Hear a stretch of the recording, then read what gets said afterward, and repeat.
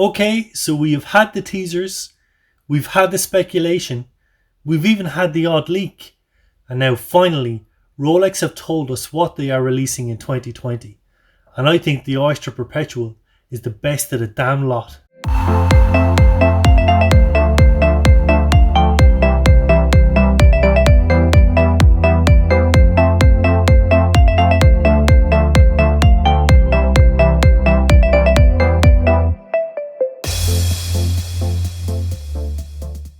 Hello folks, and welcome back to Wonder of Watches.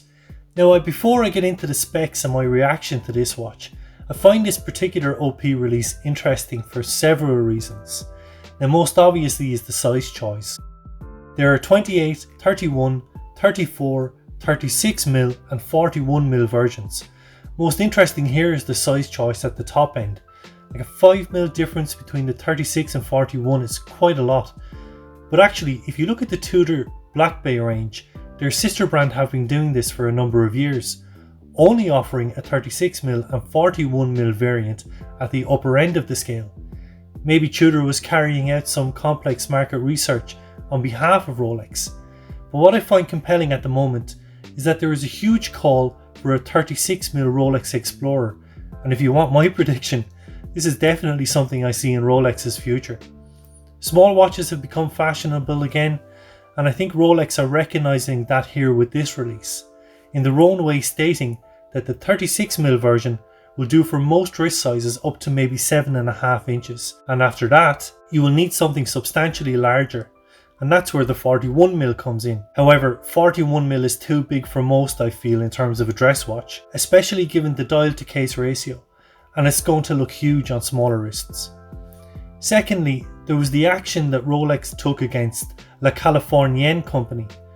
For those who don't know, Californian was a Los Angeles based company that customized authentic pre-owned luxury watches, including Rolex, and sold them via established retailers for upwards of $6,500.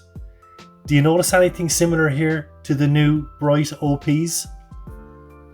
In 2019, Rolex filed a lawsuit against the company for trademark infringement, counterfeiting and unfair competition laws.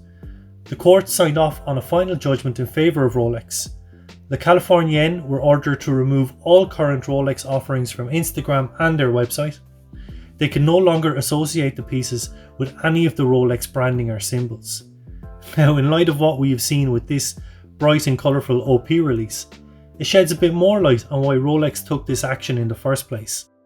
These extravagant pieces have clearly been in the pipeline for some time, and Rolex did not want the competition, or, in fairness to Rolex, anything that might jeopardise the quality associated with their name and brand. In fact, there are some stories that the Californian was being sent to real Rolex service centres. I would love to have seen the face on the watchmaker when he opened that box. Thirdly, for those who think that these new colours are out of left field for Rolex, I can assure you that they are not. And Rolex has a history of producing bright models like this, with the Stella range from the 70s made for the Middle East market. So they are actually a throwback to a piece of Rolex history, although now in stainless steel rather than gold.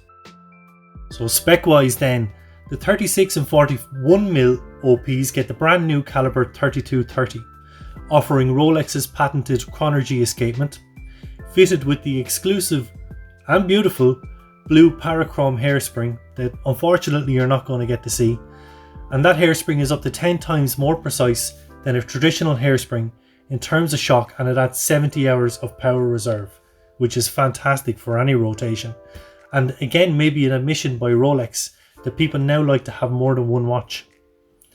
The minute and hour hands are filled with Rolex's Chromolite luminous compound. All models are made of stainless steel, and the bracelet adds that really handy 5mm on the fly adjustment.